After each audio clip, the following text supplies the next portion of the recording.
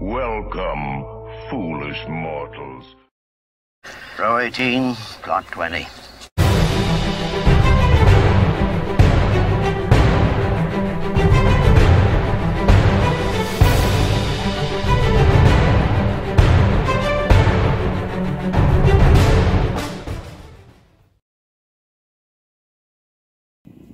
everybody, welcome to Now It's Dark. I'm Jim, and it is Dollar Tree Theater. It's a Tuesday. I was very fortunate to pick up the movie Baba Yaga, Terror of the Dark Forest. Like Baba Yaga. Baba Yaga, the witch. They tell stories to children to frighten them.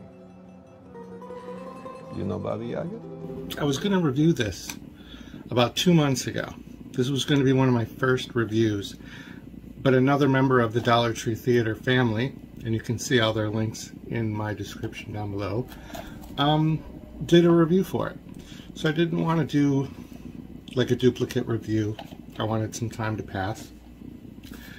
And I actually don't even remember what they thought of it, because like that much time has passed.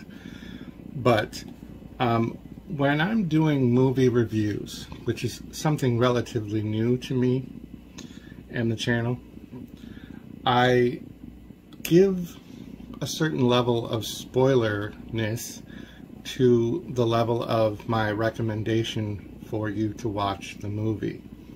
So I'm going to just tell you that there will be very little spoiler in this, because this was a really good movie. I'm not even going to wait till after the trailer to tell you that. I really enjoyed this movie. Let's watch the trailer. We'll talk a little bit about it, and then you'll have to decide if you want to go try to find this movie.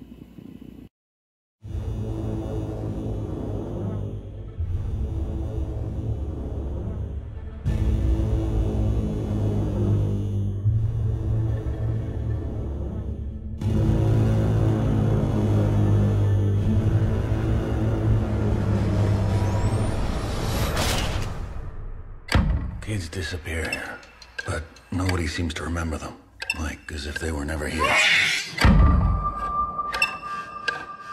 Who takes them away? Someone they trust. Someone who can easily get inside. This is our babysitter. She'll be looking after Varya.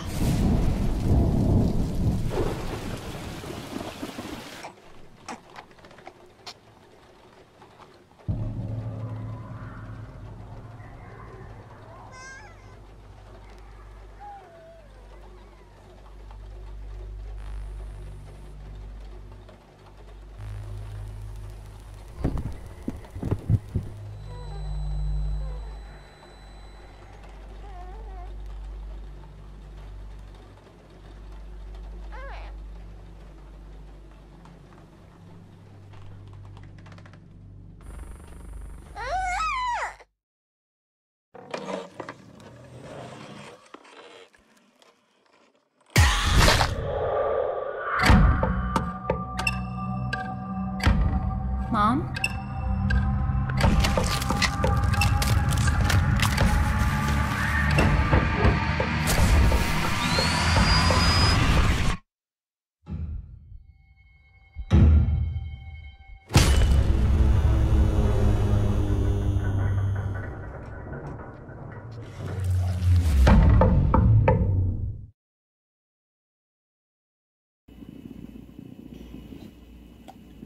Okay, so this is a 2020 film, and it's an hour and 37 minutes. It only scores a 4.7 on IMDb, and that's the website that I've been using to kind of gauge information and ratings from other people.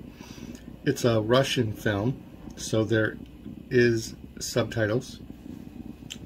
I've mentioned this in previous movie reviews that I am accustomed to watching television and movies with subtitles because I have hearing loss and I wear hearing aids. So for me, that was not a detractor from the movie. But if that is something that you have trouble with, then this movie is very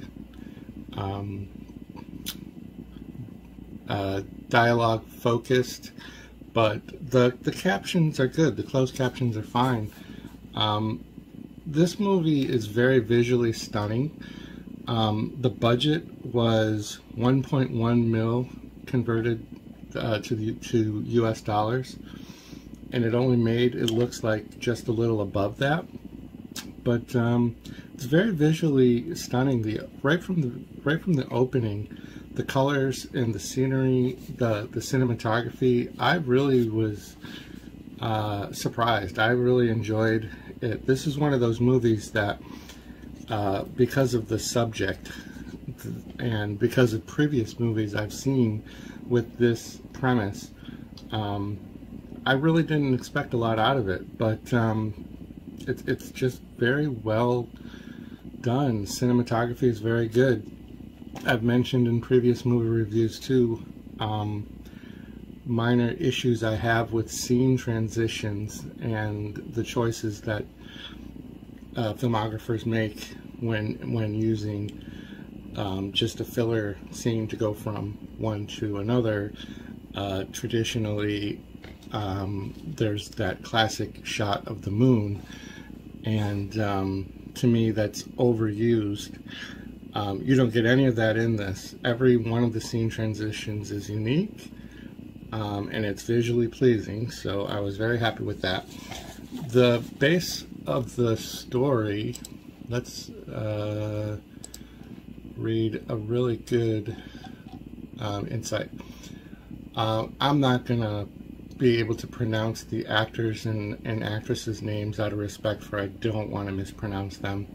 But the movie is about a young family who moved into a new apartment on the outskirts of the city. They hire a nanny to take care of the newborn daughter, and the older boy, Egor, who this story is taking place from his point of view.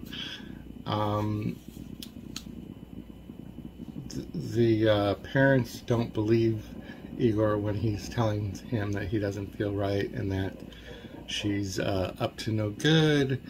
Surveillance cameras that are installed by the father only show that Egor may not be seeing things correctly, so they don't believe him, and they think that it's just, you know, stressors from the move, starting in a new school, he's being rebellious,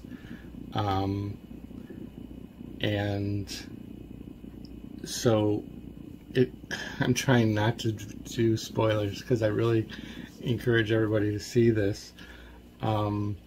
So when Egor starts the new school, we're introduced to some bullies, we're introduced to a girl. Those all become very relevant cast members throughout the movie. We are introduced to a mystery man who just kind of appears, somewhat kind of like stalker-ish. He becomes extremely relevant as well. All of the actors and actresses are really well cast. They're beautiful. Everybody looks good on screen. There's just everybody, even the little baby. It's really hard to find a relatively, you know, low budgeted type movie where they just nail the casting. Everybody is really good. So throughout the movie, you know, the suspense and drama of the nanny being in with the young family intensifies. We begin seeing like how the story unfolds of the Baba Yaga. Toward the second act, we start learning out more insight into the main bully's kind of background. The girl that Egor meets at the school, we find a little bit about her, and then the mystery man comes back into play, And then we get like the backstory of Baba Yaga, who isn't really referred to in Baba Yaga as Baba Yaga by him. That comes up in a different method, very kind of creatively. But once we get like that backfill story from the mystery man, that's when the action really amps up. So like there's slow burn at the beginning half of this movie, but very creepy, very suspenseful, very good. And then when the action part kicks into it, where there's like full-on battle with Baba Yaga, it's just really well done. It's really, really good. And all I can tell you is that there's like movies, I've talked about this before, where I am very interested in actors and actresses that can do a good job of portraying like descent into madness, is what I call it. But it's when there's like a character transformation during the film where we are introduced to them at one place and we get a sense of who they are, and then throughout the course of events they become something else, and then either they redeem and become back to the way we thought of them, or you know, whatever else. But the Baba Yaga curse, you know, has this and this is in the description, places the young family, except for Egor, under kind of like a trance, I guess would be the way to say it. And that's kind of a relevant theme throughout. Different adult characters kind of become in a trance. So I thought it was a very creative movie. It was very well done. They explained the folklore of the Baba Yaga, I thought, very well. And the ending